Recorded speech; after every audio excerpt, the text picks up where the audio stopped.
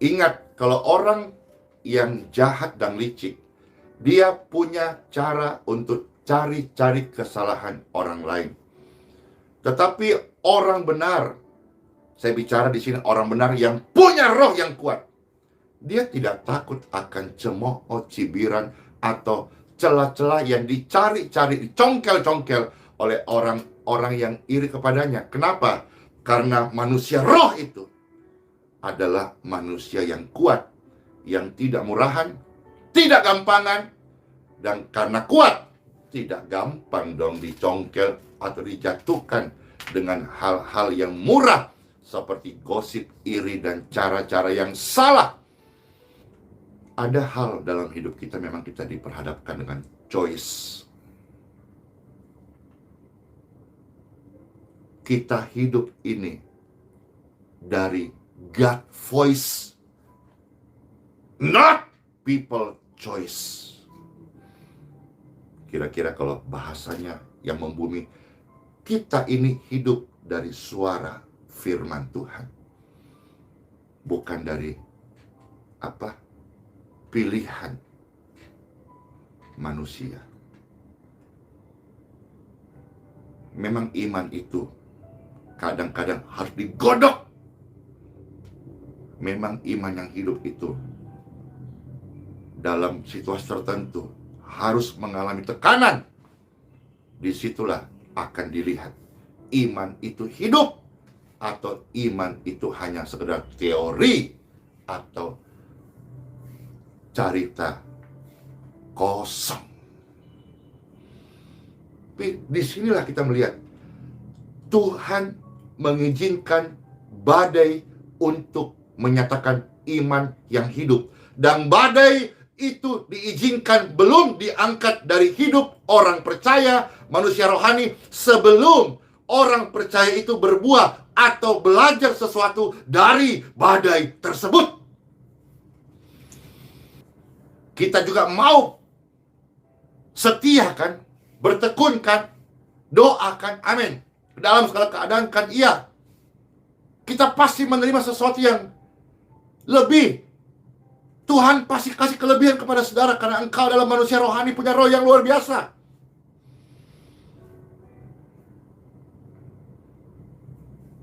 Tuhanku yang saya sembah telah mengutus malaikatnya untuk mengatup mulut singa-singa itu, sehingga mereka tidak dapat mengapa-ngapakan aku.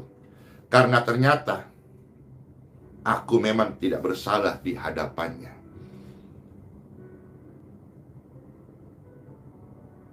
Dihimpit tetap dia setia. Ditekan semakin merambat. Dicekal dia tetap mengalir. Melakukan firman Tuhan, bertekun dalam doa, aktivitas keimananmu, memuji-muji Tuhan, menolong orang lain, menyembuhkan orang sakit di hadapan Tuhan, itu bukan kejahatan, entah di hadapan manusia. Karena manusia masing-masing punya kepentingan, baik kepentingan organisasi, kepentingan naik promosi, jabatan, karier, uang, macam-macam. Tapi dengarkan baik-baik ini. Menyembah Tuhan, setia baca Bible, menolong orang miskin, menyembuhkan orang sakit di hadapan Tuhan, itu bukan kejahatan. Banyak orang bilang ini itu terserah.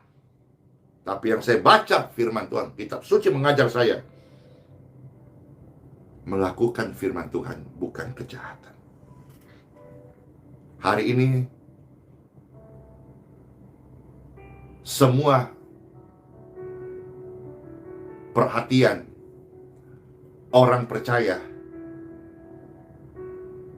ikut mendoakan proses yang dialami yang terkasih hamba Tuhan Bapak Muhammad Kaceh. Saya sampaikan di sini,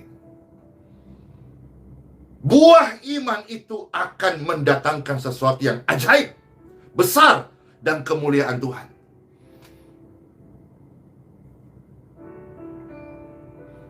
Dan saya sedang menunggu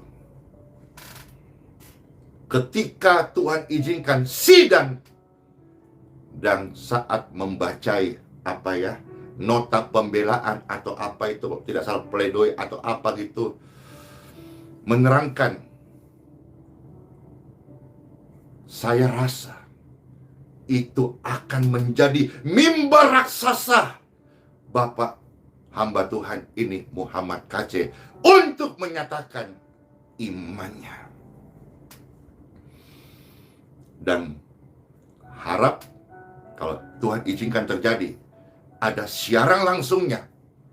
Dan saya mendapat baca sebuah berita, ya mudah-mudahan ini benar, sudah disorot dari luar negeri, artinya internasional sudah menyoroti. Dan apakah yang terjadi saat sidang dan dia membacakan apa yang dia maksud dan tujukan dan bagaimana sebetulnya, atau istilahnya nota pembelaannya begitu. Saya ingat waktu zamannya Bapak hamba Tuhan Saifuddin Ibrahim.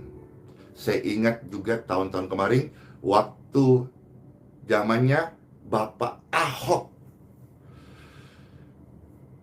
Itu dari kesaksian iman yang luar biasa. Tapi prosesnya juga luar biasa. Kita doakan sama-sama. Saat ini zamannya Bapak Muhammad KC mengalami proses ini. Ketika ada keluarganya, istrinya, anaknya, ataupun Bapak Muhammad KC melihat ini, Pastor Andy ikut mendoakan. Tidak ada satu helai rambutmu jatuh tanpa seizin Tuhan. Kalau hari ini engkau mengalami ada sebuah proses yang sudah terekspos aniaya, pencobaan kau alami, tidaklah melebihi kekuatanmu. Tuhanmu yang kau sembah adalah setia dan adil, dan dialah yang akan membawa engkau sampai pada tujuan, panggilan dan maksudnya. Dia memperkenalkan dirinya kepada engkau. Kuatkan dan teguhkan hatimu, hamba Tuhan Bapak Muhammad KC. Berdiri teguh dan tidak goyah, sebab kasih Tuhan menyertai engkau, anak dan istrimu, serta pelayananmu. Pedangkah, ketelanjangankah, kelaparankah, aniayakah? Bapak, kita semua, saudara-saudara sekalian, sudah sering membaca surat Roma pasal 8. Babak belurkah, pemukulankah, termasuk yang dialami, dioles kotoran manusiakah? Tentu kita sudah tahu hal ini. Sambungannya apa? Semua itu tidak dapat memisahkan kita, Bapak, saudara-saudara sekalian, ibu-ibu juga dong, dari kasih Tuhan. Tetap berdoa, karena doa adalah kekuatan. Setelah ini, orang percaya akan keluar lebih daripada pemenang. Praise God forevermore. Glory, glory to God.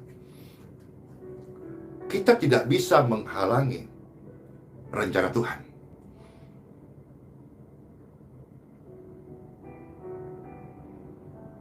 Daniel masuk gua singa. Pikiran manusia bisa berkata, harusnya Tuhan bisa menghalangi. Tuhan sanggup tutup mulutnya singa. Apalagi cuman mulut orang-orang yang mengfitnahnya atau orang-orang yang iri hati kepadanya. Tapi itulah rencana Tuhan. Rencana Tuhan bukan untuk kemuliaanmu, bukan untuk kemuliaan Andi Simon, bukan untuk kemuliaan Bapak Muhammad KC, tapi untuk kemuliaannya. Saya menunggu jika Tuhan menghendaki dan Tuhan memberkati. Saat sidang itu terjadi, itu akan menjadi mimbar raksasa orang-orang akan mendengarkan, melihat, dan menjadi saksi bagaimana sikap Bapak Muhammad KC ini. Dan sikap itu akan menunjukkan siapakah yang beliau sembah. Pastor menyampaikan ini kepada setiap orang-orang percaya yang dipercaya jabatan tinggi. Jabatan dikasih oleh Tuhan supaya lebih besar pengaruh iman dan kesaksian hidup yang bisa engkau influence, membagikan, mewartakan, meng-sharekan, memberi pengaruh kepada orang yang lebih banyak. Jangan salah gunakan jabatan. Jangan salah menggunakan promosi dari Tuhan. Sekalipun dilarang ibadah 30 hari, dilarang berdoa 30 hari, tapi hal itu tidak menghalangi Daniel tetap menyembah Tuhannya. Apa yang menghalangi Anda hari ini untuk ibadah? Apa yang menghalangi Anda hari ini untuk doa? Malas? Penyakit? Masalah? Pergumulan? Kejenuhan? Mamon? Atau apa saja? Jangan dan tidak boleh ada apapun juga yang menghalangi untuk saudara menyembah Tuhan. Karena Tuhan yang kita sembah adalah Tuhan yang setia, Tuhan yang menolong, Tuhan yang menyembuhkan, Tuhan yang melakukan tanda-tanda ajaib. Terimalah firman Tuhan ini menjadi tanda keajaiban buat hidup Bapak Ibu sekalian. In Jesus name. Diberkatilah Bapak Ibu sekalian, pemirsa dan pendengar dimanapun berada. Tuhan Yesus Kristus yang menjamah hidup saudara-saudara sekalian, percaya kepadanya, tidak pernah sia-sia, tidak mengecewakan. Jangan pernah menyerah, jangan padamkan iman, karena Tuhan pasti menyertai Bapak Ibu sekalian. Di dalam nama Bapa, Putra, dan Roh Kudus, Tuhan Yesus memberkati kita semua. Yang percaya bersama-sama katakan amin, amin, amin, amin.